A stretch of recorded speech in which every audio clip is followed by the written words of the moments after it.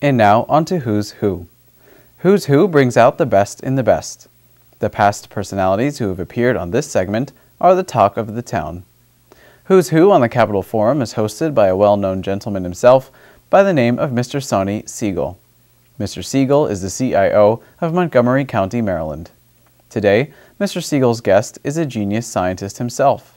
His name is Dr. Hemchand Gossai. Dr. Gossai has published many books, papers, and articles. He is a well-known chief editor of many symposiums. To the Washingtonians, he is well known as he serves as the Dean of Liberal Arts Division at the Northern Virginia Community College. Let's hear Mr. Segal's dialogue with Dr. Gossai. Welcome to the Who's Who show. This is your host, Sonny Segal. Today, my guest is Dr. Hemchand Gossai. Dr. Gossai is the Associate Dean of Liberal Arts in the Northern Virginia Community College, a very famous college system here in the Washington, D.C. area. Dr. Gossai earned his BA degree with a triple major in English, Spanish, and literature, summa cum laude.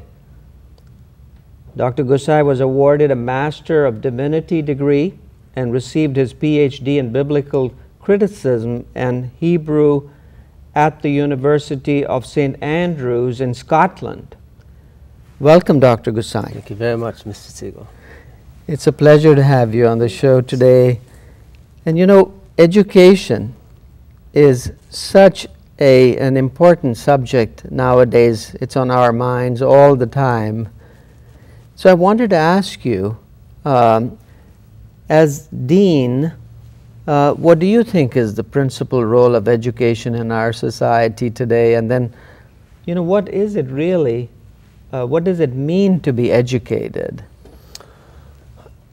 It has been very important, education, for certainly personally for my family, and one of the qualities with which I grew up, particularly coming from my mother, was the importance of being educated in whatsoever way.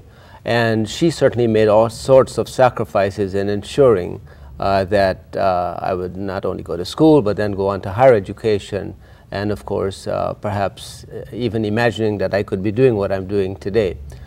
I think of education as both a platform, but in some instances also a destination for some. By that I mean, for example, we don't keep it to ourselves. We are never educated only for ourselves. I would not want to imagine that Galileo would have kept what he discovered to himself, or Copernicus. I would not want to imagine that Franklin would have kept, or Pasteur would have kept. We are educated, or frankly, even some of the leaders, whether it's in civil rights or matters of social justice or medicine, would have kept those discoveries to themselves. We are educated so that we move to a different, so that we pass it on to a different generation, so that we spread what we have been trained to do to others. So for me, to be educated is one of the remarkable ways in which to give shape to society, not only for the present, but also for the future. And of course, I take it very seriously. At the community college at Nova in Allendale, as you know, it's a very large college, the second largest, in fact, in the country. We take education seriously, and we see it for some as a platform to go on to four-year colleges and universities and perhaps the graduate schools as well. But for many students, in fact 40% of all students go to community college, many of whom simply want to be trained to enter into the workforce. So I see it as two things, both a preparation for making a livelihood, but in a larger way a preparation for life and shaping the future that we have. I see. Yeah. Yes, yes, that's very insightful.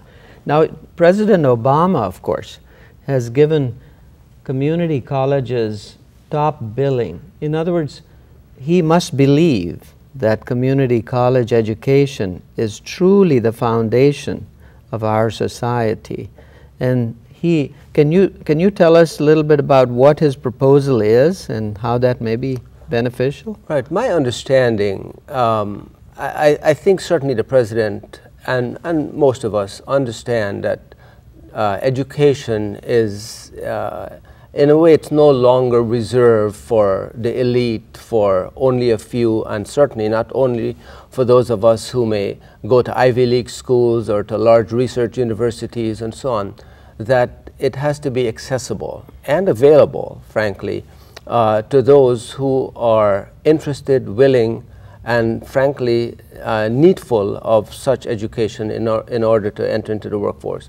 My understanding is that the President is emphasizing this as a way of encouraging a large number of students who may not be able, let's say, to attend a four-year university or have need of a four-year university to have such a foundation to enter the workforce.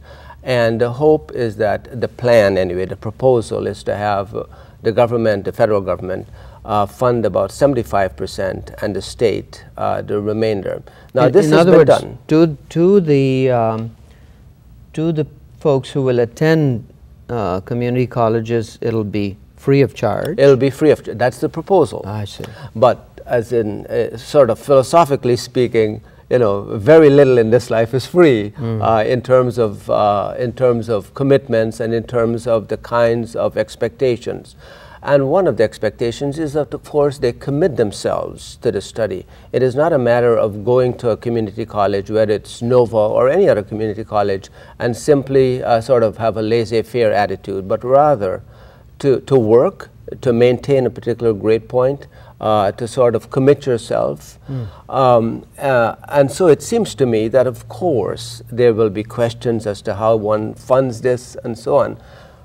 But as is the case with so many important and maybe meaningful and transformative ideas that we have in government and in society, we have an idea and then we have to figure out how is it that we move forward with this idea, whether it's financially or in other ways.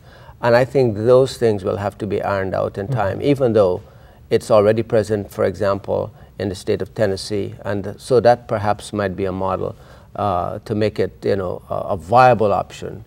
I don't see it happening immediately, but I think, you know, we begin to have a vision of what could be. And I think this is one of those visions. Very interesting. Yeah. Yes, that's very interesting. Now, what advice would you give to young people today who are exploring careers and professions? My advice, and over the years as a professor, I've sort of reflected on this. I encourage students to be passionate about what they do. Now, most of us, I think, may have any number of skills. Most of us over the years may develop skills in, I don't know, gardening and culinary skills and so on. But I'm particularly interested in encouraging students to have a passion for what they do in changing society. And therefore, explore the gifts that they have. Now, some of us as parents maybe have an idea of what we want our children to be. That's not an uncommon thing. You're not limiting it to the arts or to the science and technology. Right. Across the board. And you and I and those of us who have children know that our children inherit certain qualities. We know that. Some of these, they don't have a choice. I mean, they may look like us and they're stuck with that. But they do have some choices in terms of the gifts that they have. And I encourage students not to put those to the side, but to explore, particularly explore with parents, with friends, with their community. How is it that they could build on those gifts to make a difference? So that in 40 years, they don't look back with regret that they didn't do what they were called to do. I see. That's a very interesting way to look at education and the choice of professions.